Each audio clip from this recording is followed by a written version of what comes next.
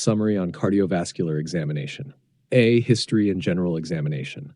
Key symptoms to inquire about include dyspnea, chest pain, palpitations, syncope, hemoptysis, edema, fatigue, and claudication. The general appearance can give clues to syndromic features or underlying conditions such as rheumatic fever or heart failure. Examination of skin and mucous membranes can reveal cyanosis, pallor, plethora, xanthomas, and signs of dehydration. B. Vital signs and blood pressure measurement. Measure blood pressure using the correct cuff size and technique, noting any differences between arms. Hypertension is defined as systolic blood pressure 130 millimeters Hg and/or diastolic blood pressure 80 millimeters Hg.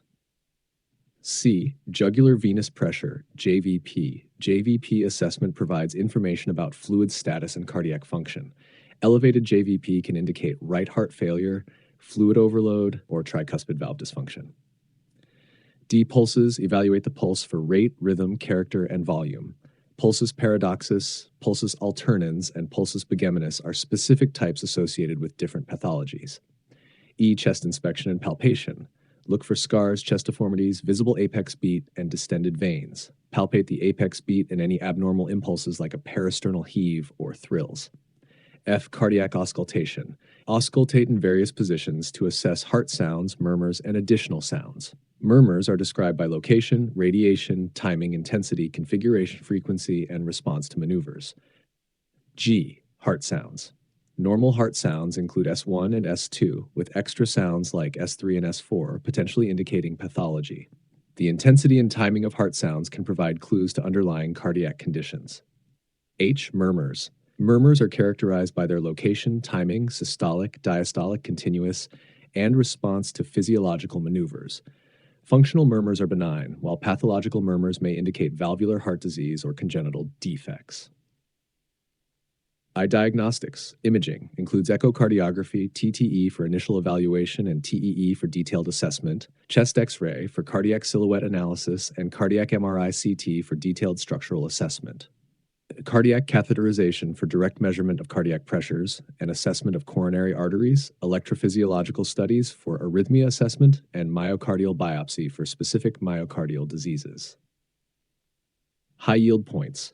The cardiovascular examination is comprehensive, incorporating history, physical examination, and diagnostic tests to evaluate the heart structure and function. Auscultation is critical for identifying abnormal heart sounds and murmurs, which can guide the diagnosis of various cardiac conditions. Echocardiography is a key non-invasive tool for assessing valvular function, myocardial contractility, and other structural heart diseases. In patients with suspected cardiovascular disease, a thorough examination and appropriate diagnostic testing are essential for accurate diagnosis and management planning.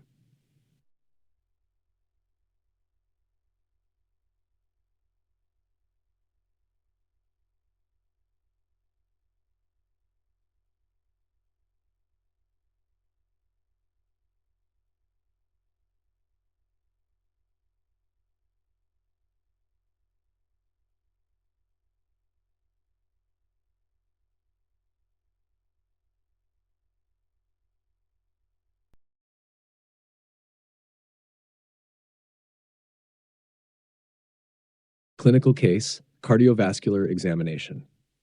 Patient information, age 63 years, sex female, occupation retired teacher. Presenting complaint. The patient presents to the clinic with complaints of exertional dyspnea and intermittent chest discomfort, described as a tightness that occurs with physical activity and resolves with rest. Medical history, hypertension controlled with amlodipine, Type 2 diabetes mellitus, managed with metformin, no prior history of coronary artery disease, but has a family history of ischemic heart disease. Social history, non-smoker, limited physical activity due to recent symptoms, reports a balanced diet with occasional high-sodium foods. Physical examination, general, patient appears well-nourished, in no acute distress, but anxious about her symptoms. Vitals, BP 142/88 mmHg, HR 78 BPM, regular, temp 98.6 degrees T min. Cardiovascular, regular rhythm, no murmurs, rubs, or gallops detected on initial auscultation. No jugular venous distension or peripheral edema observed. Respiratory, cleared auscultation bilaterally, no wheezes, rales, or raunchy. Cardiovascular examination details. History taking, detailed history of symptoms including onset, duration, exacerbating and relieving factors. For chest pain, understanding the character, location, radiation, and association with activities or emotions is crucial. Vital signs. Blood pressure measurement in both arms to check for discrepancies, which might suggest peripheral arterial disease or aortic dissection.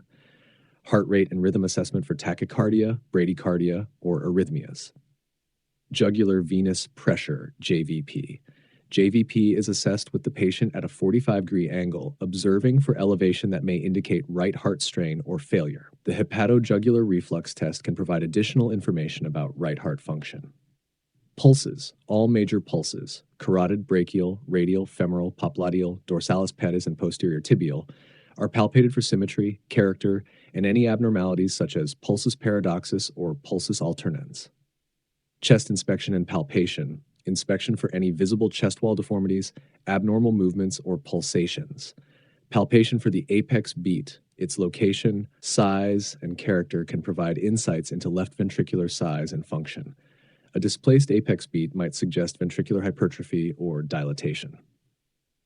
Cardiac auscultation, performed systematically at the aortic, pulmonic, tricuspid, and mitral listening posts. Identification of heart sounds, their intensity, and any additional sounds like S3 or S4 gallops. Detection and characterization of murmurs, noting their timing, systolic or diastolic, shape, crescendo, decrescendo, plateau, pitch, quality, and radiation. Maneuvers such as squatting, standing, valsalva, or hand grip can modify murmur characteristics and aid in diagnosis. Continued patient evaluation. Given the patient's risk factors and symptoms, further diagnostics, including an electrocardiogram, ECG, and echocardiography, are warranted to evaluate for ischemic heart disease or valvular pathology. The ECG might show signs of hypertrophy, ischemia, or previous infarction, while echocardiography can assess ventricular function, wall motion, and valvular integrity. Outcome. Based on the cardiovascular examination and additional diagnostics, a management plan can be formulated, potentially involving lifestyle modifications, pharmacotherapy, and possibly further evaluation with stress testing or cardiac catheterization if ischemic heart disease is suspected.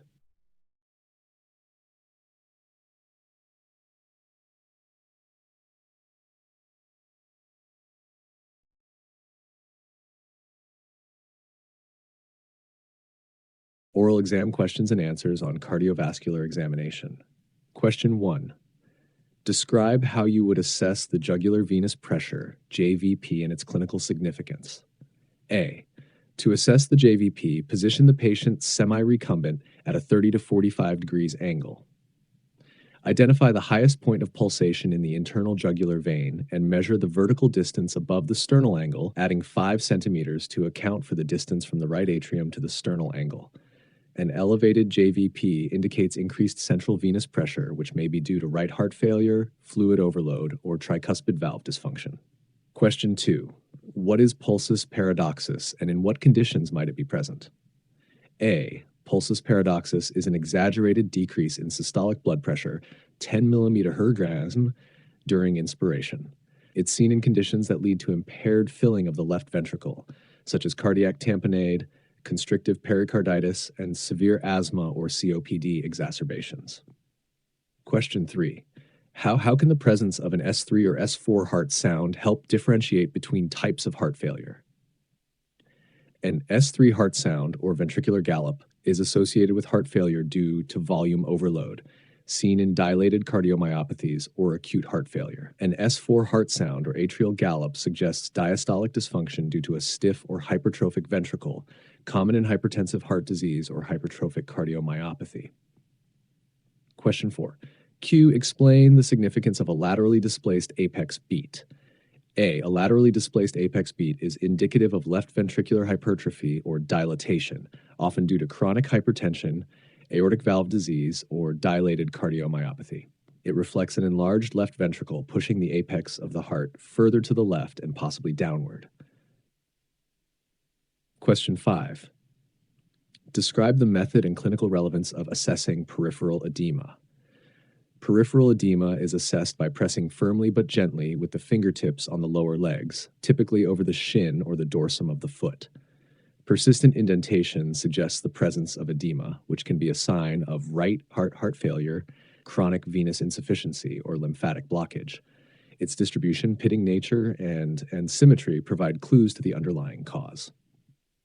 Question 6. Q. How does the character of the carotid pulse change in aortic stenosis and aortic regurgitation? In aortic stenosis, the carotid pulse, pulsus parvis et tardus, is weak with a delayed peak, reflecting the obstruction to blood flow out of the heart. In aortic regurgitation, the pulse is bounding, pulsus celer et altus, due to the rapid rise and fall in arterial pressure from the regurgitant flow back into the left ventricle during diastole. Question 7. What maneuver can be used to distinguish between the murmurs of hypertrophic cardiomyopathy, HCM, and mitral valve prolapse, MVP? A. The Valsalva maneuver and standing from a squatting position decrease venous return, which typically diminishes most murmurs except those of HCM and MVP. The murmur of HCM intensifies due to the reduced ventricular volume exacerbating the outflow obstruction, while the click and murmur of MVP move earlier in systole due to the decreased left ventricular size, making the prolapse more prominent. These questions cover essential aspects of cardiovascular examination and interpretation, crucial for diagnosing and managing cardiac conditions.